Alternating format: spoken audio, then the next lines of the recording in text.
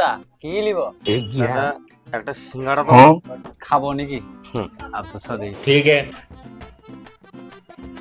দাদা আজিয়া এই সিঙ্গাড়ার ভিতরে কি আছে? এই রে ও আলু টালু আছে আর কি রইবে। ও তাহলে এর ফুটা খাই। সিঙ্গাড়ায় আবার ফুটা কি হবে? ফুটা খাই মানে এর ভিতরে আলুটা ঢুকলো কি?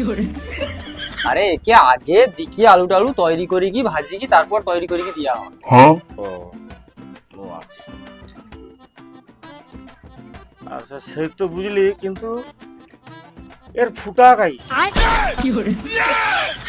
তোমাকে ভালো কি বিশ্লেষণ করে কি বুঝাইতে বুঝো।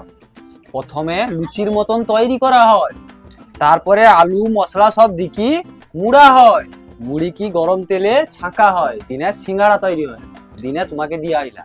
अच्छा। ও আচ্ছা এই ব্যাপার। সব বুঝতে পারছি, সব তো বুঝলি, কিন্তু দাদা এ সিঙ্গাড়ার ফুটা খাই। আবার ফুটা?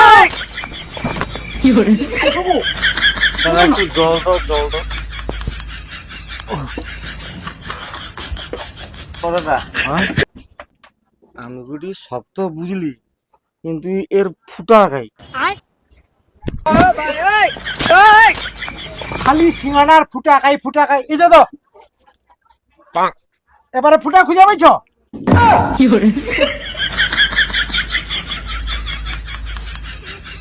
থ্যাংক ইউ দাদা।